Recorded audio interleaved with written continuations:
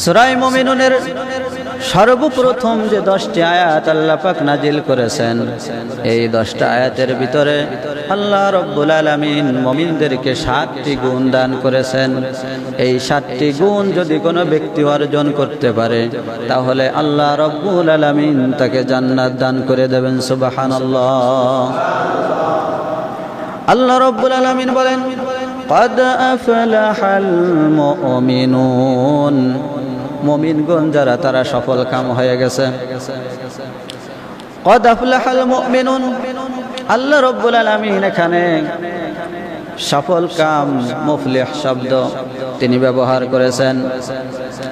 ফালাহ শব্দ অর্থ হচ্ছে চিরে ফেলা, ফেড়ে ফেলা, চৌচির করে ফেলা। অনেক সময় চাষিকেও ফালা শব্দ ব্যবহার করা হয়। এজন্য আল্লাহ রাব্বুল আলামিন বলেন, এই ধুলির ধরাই থেকে যেই ব্যক্তি অনেক কঠোর পরিশ্রম করে তাহাজ্জুদের নামাজ আদায় করে দিনের জন্য সংগ্রাম করে এভাবে আপ্রাণ চেষ্টা করে যেই ব্যক্তি মহান মালিক আল্লাহ রাব্বুল আলামিনকে খুশি করতে পারবে, সেই ব্যক্তি হচ্ছে সফল কাম। সুবহানাল্লাহ। আল্লাহ রাব্বুল আলামিন বলেন, এই মুমিন ব্যক্তিদেরকে আমি যে গুণগুলো দান করেছি তার ভিতরে একটি গুণ হচ্ছে ওয়াল্লাযীনা হুম আলা সালাতিহিম খাশিউন। আল্লাহ রাব্বুল আলামিন বলেন, মুমিন হচ্ছে তারাই যারা নাকি নামাজের ভিতরে খুশু খুজু সহ আদায় করে, যারা নাকি নামাজের ভিতরে একাগ্র চিত্রে নামাজ আদায় করে। মুমিনের এই গুণটা মুমিনদেরকে আল্লাহ দান করেছেন। তাহলে বোঝা গেল যে এই ব্যক্তি নামাজের ভিতরে খুশু খুজুর সহিত নামাজ আদায় করে না, ওই ব্যক্তি মুমিন বলে দাবি করতে পারে না। কথা ঠিক না বেঠিক? তাহলে আমাকে মুমিন হিসাবে যদি দাবি করতে হয়, অন্তত নামাজের ভিতরে আজে বাজে খেয়াল, অন্য চিন্তা ভাবনা, অন্য মনস্কাম এইগুলো করলে মুমিন বলে দাবি করা যাবে না। বন্ধুগণ আমার, আল্লাহ রাব্বুল আলামিন খুশু আর খুজু যেটি দান করেছেন এটি অত্যন্ত বড় নিয়ামত। হুজুর সাল্লাল্লাহু আলাইহি সাল্লাম বলেছেন, নামাজ হচ্ছে দুই প্রকার, একটি নামাজ হচ্ছে মুমিনের নামাজ, আর একটি হচ্ছে মুনাফিকের নামাজ। মুনাফিকরাও নামাজ আদায় করে। আল্লাহ রাব্বুল আলামিন বলেন, ইউরাউনান নাস ওয়ালা ইয়াযকুরুনাল্লাহা ইল্লা কলিলা। মুনাফিকরা যখন নামাজে আসে তারা অধিকাংশ সময় লোক দেখানোর জন্য নামাজ আদায় করে এবং আল্লাহর স্মরণে তারা খুবই কম নামাজ আদায় করে। তারা যখন নামাজে দাঁড়ায় বিভিন্ন সময় বিভিন্ন রকমের অলসতার ভাব, অস্থিরতার ভাব দেখায়। কিন্তু মুমিন যখন নামাজে দাঁড়িয়ে যায় তখন তার নামাজটা এত সুন্দর হয়, একেবারে নামাজের ভিতরে সে মজে যায়। সাহাবায়ে কেরাম অনেক সময় নামাজে এরকম দাঁড়িয়ে যেতেন, বিভিন্ন সফরে যে মরুভূমির ভিতরে নামাজে দাঁড়িয়ে যেতেন। অনেক সময় পাখিরা মনে করতো কোনো গাছ দাঁড়িয়ে আছে, এইরকম ভাবে পাখিরা সাহাবায়ে কেরামের ঘাড়ের উপরে বসে যেত, ওরা টের পেত না। সুবহানাল্লাহ। নামাজটা এইভাবে যদি আমরা আদায় করতে পারি তাহলে আমাদের খুশু এবং খুজু সহ নামাজ আদায় হয়ে যাবে। বন্ধুগণ আমার, এরপর আল্লাহ রাব্বুল আলামিন বলেন, আল্লাযীনা হুম আনিল লাগবি মুরিদুন। আর যারা নাকি মুমিন হবে তাদের আর একটি গুণ হচ্ছে তারা অসার বাক্য, অসার ক্রিয়াকলাপ, এরকম আজে বাজে কথাবার্তা থেকে তারা সব সময় বিরত থাকবে। অনেক সময় দেখা যায় যে মুসল্লি নামাজ আদায় করে 5 ওয়াক্ত, বাড়িতে গিয়ে ছেলের সঙ্গে, মেয়ের সঙ্গে, স্ত্রীর সঙ্গে অকথ্য ভাষায় গালিগালাজ করে।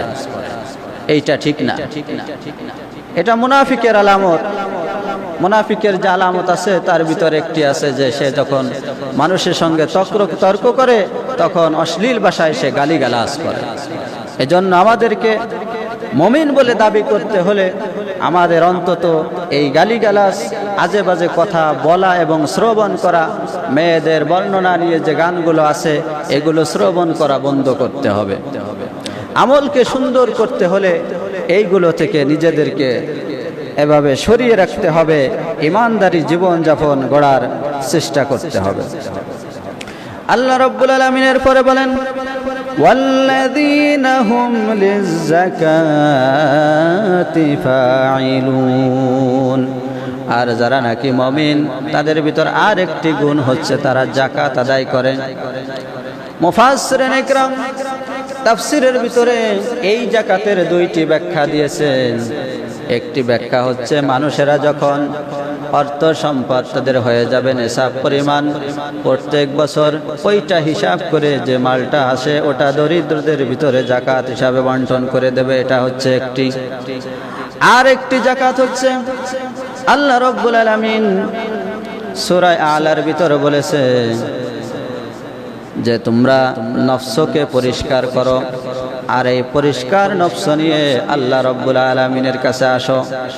আর এই নফসে পরিষ্কারের জন্য যতগুলো পথ আছে সেগুলো হচ্ছে হিংসা, বিদ্বেষ, লোভ, লালসা, অহংকার, তাকাব্বুরি, চগলখুরি, অন্তরের যে রোগগুলো, এই রোগগুলোকেও পরিষ্কার করতে হবে। যারা নাকি গুনাহগার মানুষ, শয়তান বিভিন্ন চক্রান্ত করে ওই লোকগুলিকে বিভিন্ন ধরনের আজে বাজে কাজ করায়া, জেনা করায়া, সুদ খাওয়ায়া, ঘুষ খাওয়ায়া, অশ্লীল আজে বাজে ছবি দেখায়া জাহান্নামে নিয়ে যায়। কিন্তু আমাদের ভিতর কিছু মুমিন বান্দা আছে, তাদেরকে শয়তান আসর করতে পারে না। তারা তাহাজ্জুদের নামাজ পড়ে, তারা 5 ওয়াক্ত নামাজ পড়ে, টুপি আছে, দাড়ি আছে, জুব্বা আছে, সুন্নতি লেবাজের উপর চলাফেরা করে। কিন্তু ওই সমস্ত মানুষের ভিতরে শয়তান একটা বিষ ঢেলে দেয়, সেইটার নাম হচ্ছে অহংকার। নামাজি লোকদেরকে শয়তান এরকম আক্রমণ করে অহংকার দিয়ে। আমরা একই মসজিদে নামাজ পড়ি, আমাদের জামাতে যারা আসে তারা কারা? হয়তো কেউ চরমোনার লোক, কেউ ফুরফুরার লোক, কেউ জামাতের লোক, কেউ আওয়ামী লীগের লোক, কেউ বিএনপির লোক, এভাবে বিভিন্ন ধরনের সংগঠনের লোকের আমরা একসাথে জামাতে নামাজ পড়ি, আমরা হচ্ছি নামাজি। কিন্তু আমাদের ভিতর দেখা যায় কি যে নামাজ ঠিক আছে, কিন্তু পরস্পরের সঙ্গে মিল নেই, অহংকার, ওর থেকে আমি ভালো, ওর থেকে আমি ভালো, এই একটা অবস্থা আমাদের ভিতর। আপনি যদি শুধু জিনা করেন, আপনার আমল নামায় জিনার গুনাহ উঠবে। আপনি যদি শুধু মদ খান, আপনার আমল নামায় মদের গুনাহ উঠবে। কিন্তু অহংকার যদি আপনি করেন, এই অহংকারের গুণ হচ্ছে দুইটা। একটা তো আপনার গুনাহ হবেই হবে, আর একটি গুণ হচ্ছে আপনার সবগুলো আগুনের মতো পুড়ায়া দেবে। হুজুর সাল্লাল্লাহু আলাইহি সাল্লাম বলেছেন, অহংকার থেকে তোমার হৃদয়কে পরিষ্কার করো, কেননা শুকনা কাঠকে যেমনি ভাবে আগুনে পুড়িয়ে ছাই করে দেয়, তোমার আমল নামার সবগুলো এইভাবে অহংকার পুড়িয়ে ছাই করে দেয়। এই জন্য আমরা আর্থিক মালি যে যাকাত সেটাও আদায় করব, অন্তরের যে যাকাত পরিশুদ্ধতা সেটাও আদায় করার চেষ্টা করব। তাহলেই আল্লাহ রব্বুল আলামিনের দরবারে আমরা মুমিনের কাতারে বলে ওঠার সম্ভাবনা আছে আমাদের। এরপর আল্লাহ রব্বুল আলামিন যাকাতের কথা বলার পরে মুমিনদেরকে এবার বললেন আল্লাযীনা হুম লিফুরুজিহিম হাফিজুন। আর মুমিনদের আরেকটি গুণ হচ্ছে তারা তাদের লজ্জা স্থানকে সংযত রাখে, পবিত্র রাখে। লজ্জা স্থানের ব্যাপারে তারা সতর্ক থাকে। তবে আল্লাহ রাব্বুল আলামিন তাদেরকে ভালোবেসে মহব্বত করে একটি অনুমতি দান করেছেন, সেটা হচ্ছে ইল্লা আলা আজওয়াজিহিম আও মা মালাকাত আইমানুহুম ফাইন্নাহুম গায়রু মালুমিন। আল্লাহ রাব্বুল আলামিন বলেন, শরীয়ত সম্মতভাবে তোমাদের যে নিজেদের স্ত্রী আছে এবং মালিকানা দাসী আছে, এদের সঙ্গে তোমরা যদি তোমাদের প্রয়োজন মিটাও, তাহলে তোমরা সীমা লঙ্ঘনকারী হবে না, কোনো দোষারোপ হবে না। তবে শর্ত হলো শরীয়ত সম্মত করতে হবে, যেটা যখন করার প্রয়োজন তখন করতে হবে। শরীয়তের সীমা লঙ্ঘন করলে তোমরা গুনাহগার হয়ে যাবে। যেমন স্ত্রীর সঙ্গে মিলন করার কিছু সময় আছে, প্রতি মাসে চক্র ঘোরার পরে তাদের একটা সময় আছে অসুস্থতার সময়, ওই সময় স্ত্রীর কাছে যাওয়া যাবে না, বাই করছে কোনো কাজ করা যাবে না। এমনকি এই সঙ্গম মেটানোর জন্য অন্য যত পথ আছে হস্তমৈথুন সহ, এরপরে বিভিন্ন রকম আজে বাজে পথ আছে, এই কোনো পথেই যাওয়া যাবে না। আল্লাহ রাব্বুল আলামিন সমস্ত পথকে হারাম করে দিয়েছে, বলেন সুবহানাল্লাহ। ইসলাম কত পবিত্র! অনেকে ইসলাম নিয়ে ঠাট্টা বিদ্রুপ করে। ইসলাম যে বোঝে সে কখনো ইসলাম নিয়ে ঠাট্টা বিদ্রুপ করতে পারে না। বন্ধুগণ আমার, এরপর আল্লাহ রাব্বুল আলামিন বললেন, ওই দুই স্থান ছাড়া যত স্থান আছে কোনো জায়গায় তোমরা যাবে না। আর ওই স্থানে যদি অন্য জায়গায় তোমরা চলে যাও, ফামানি বিতাগা ওয়ারা যালিকা ফাউলাইকা হুমুল আদুন, তোমরা হয়ে যাবে সীমা লঙ্ঘনকারী, আল্লাহর কাছে হয়ে যাবে না ফারমানি। অন্য জায়গায় যদি তোমরা যাও, তাহলে মুমিন কখনো আজে বাজে জায়গায় যেতে পারে না। মুমিন কখনো যৌনতার কারণে অন্য রকম চিন্তা ভাবনা করতে পারে না, তাহলে সে মুমিনের সার্টিফিকেট পাবে না।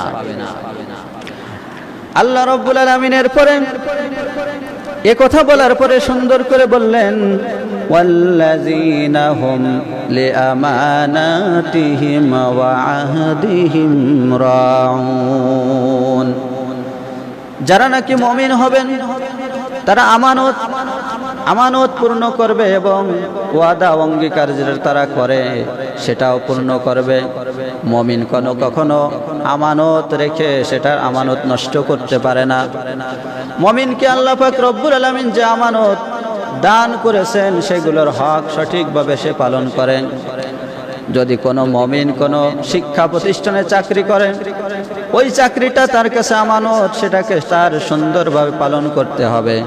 সে যদি কোনো ব্যবসা প্রতিষ্ঠানে কর্মচারী হিসাবে কাজ করে, ওটাও তার কাছে আমানত, সেটাকেও তার পূর্ণভাবে পালন করতে হবে।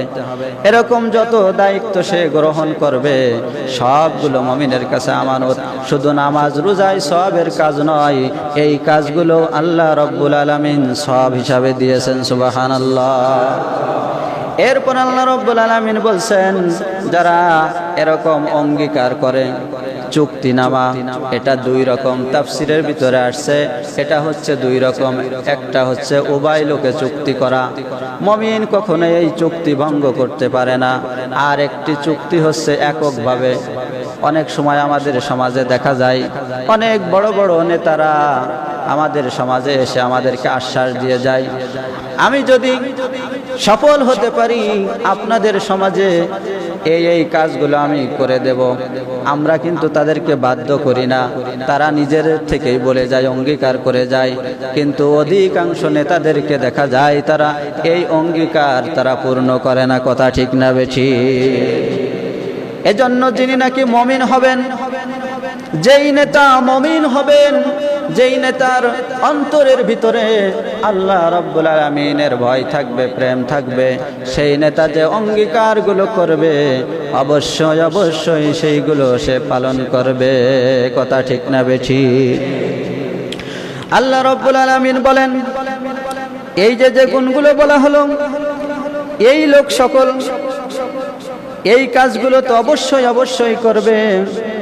এরপরে তারা আর একটি কাজ করবে, সেটা হলো ওয়াল্লাযীনা হুম আলা সালাওয়াতিহিম ইউহাফিজুন, তারা তো খুশুর সঙ্গে নামাজ আদায় করবেই, আর এই গুণগুলো তো পালন করবেই। আর একটি কাজ করবে, তারা নামাজের হেফাজত করবে, পাবন্দি করবে, মুস্তাহাব ওয়াক্তে তারা নামাজ আদায় করবে।